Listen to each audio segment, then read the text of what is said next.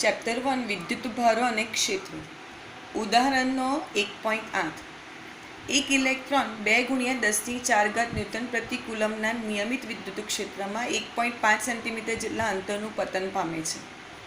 આકૃતિ એમાં દર્શાવ્યા આકૃતિ એ પ્રમાણે ક્ષેત્રનું માન અચળ રાખીને તેની દિશા ઉલટાવવામાં આવે છે અને તેમાં એક પ્રોટોન જેટલા જ અંતરનું પતન પામે છે. આકૃતિ બી. દરેક કિસ્સામાં પતન માટે લાગતો સમય ગણો. ગુરુત્વ અસર હેઠળ મુક્ત પતન સાથેનો તફાવત જણાવો.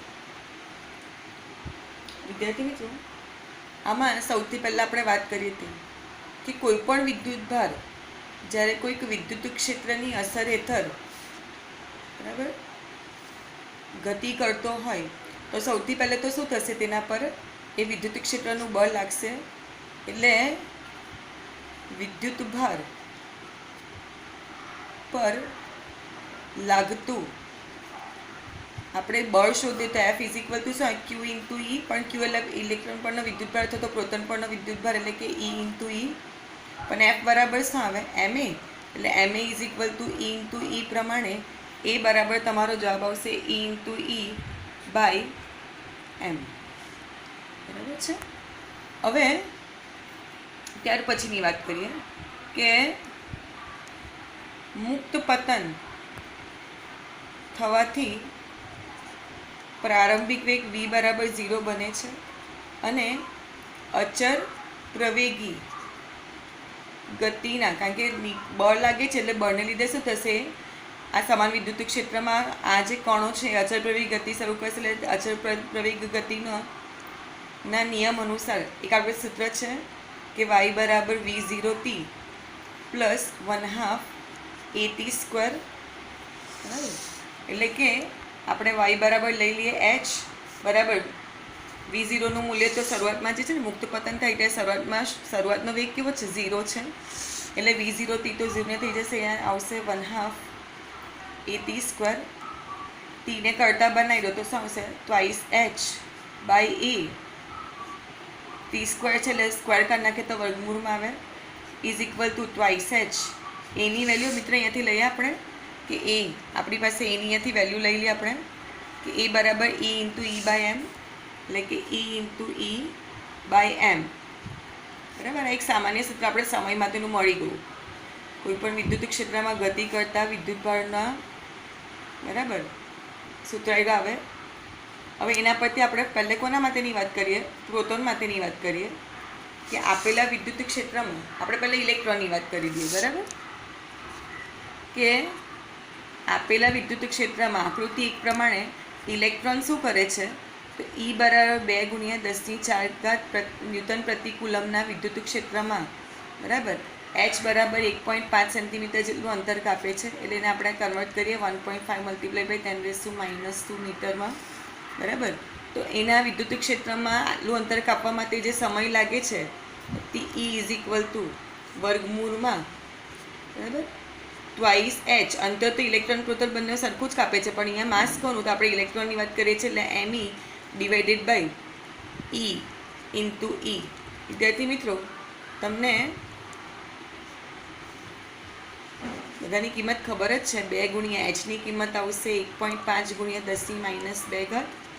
માસ ઓફ ધ ઇલેક્ટ્રોન કેટલા? 9.1 × 10⁻31 છેદમાં એના પરનો વિદ્યુતભાર છે 1.6 × 10⁻19 કુલમ.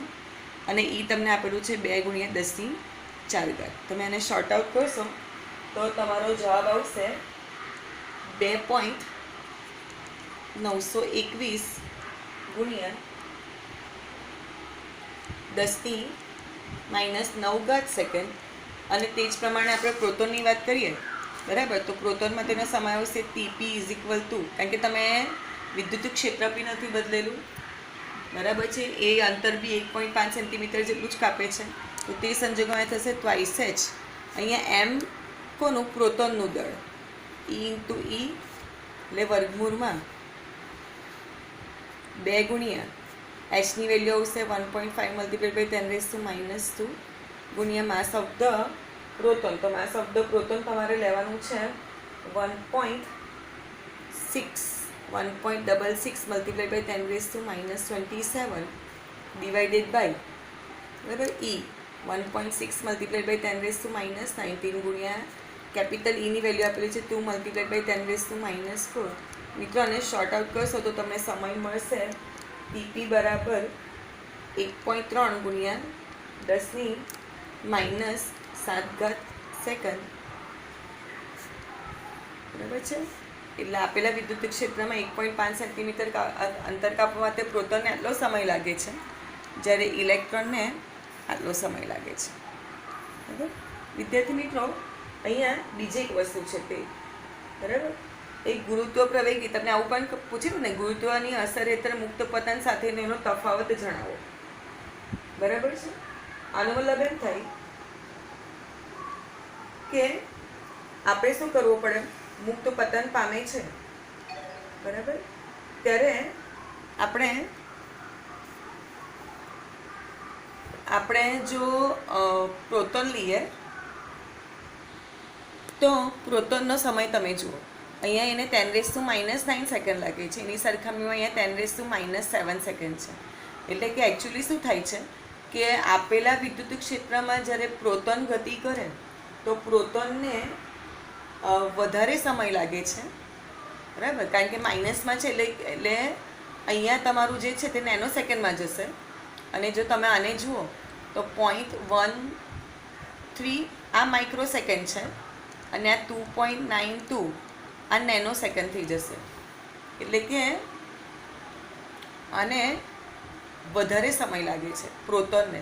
પણ તમને કદાચ ખ્યાલ આવવો જોઈએ કે કોઈ પણ પદાર્થ જો ગુરુત્વાકર્ષી પદાર્થ, કારણ કે દળ પર આધારિત છે ને એટલા માટે કે આને વધારે સમય લાગે છે કે ગુરુત્વીય પ્રવેગ એ પદાર્થના દળ પર આધારિત નથી, એવું આપણે આગળ ગુરુત્વીય પ્રવેગવાળા ચેપ્ટરમાં શીખી ગયા છે. એટલે કે એ પ્રોટોન પર લાગતો ગુરુત્વીય પ્રવેગ હોય કે ઇલેક્ટ્રોન પર લાગતો, એક સમાન જ રહેવાનો છે. 9.8 મીટર પર સેકન્ડ સ્ક્વેર, 9.8 મીટર પર સેકન્ડ સ્ક્વેર. પણ આપેલા જો તમે વિદ્યુત ક્ષેત્રમાં આનો પ્રવેગ શોધશો પ્રોટોનનો, તો પ્રોટોનનો પ્રવેગ આવશે AP = E/MP. તો પ્રોટોનનો પ્રવેગ એટલે કે વિદ્યુત ક્ષેત્રમાં પ્રવેગ એ દળ પર આધારિત છે. એટલે અહીંયા શું થશે, E બરાબર 1.6 મલ્ટીપ્લાય બાય 10⁻⁹ ગુણ્યા E એટલે કે 2 × 10⁴ અને માસ ઓફ ધ પ્રોટોન તમે લેશો 1.66 મલ્ટીપ્લાય બાય 10⁻⁻27. તો તમારો જવાબ અહીંયા આવશે 1.9 મલ્ટીપ્લાય બાય 10⁻12 મીટર પર સેકન્ડ સ્ક્વેર બરાબર. આનો અર્થ એમ થયો કે ગુરુત્વીય પ્રવેગ કરતાં એનો વિદ્યુત ક્ષેત્રમાં પ્રવેગ પ્રોટોનનો ઘણો પ્રચંડ છે બરાબર. ગુરુત્વીય પ્રવેગ એટલે આપણે તમે શું કરો છો, અહીંયા તમે ગુરુત્વીય પ્રવેગને અવગણી શકો. સમજ પડે છે વિદ્યાર્થી મિત્રો?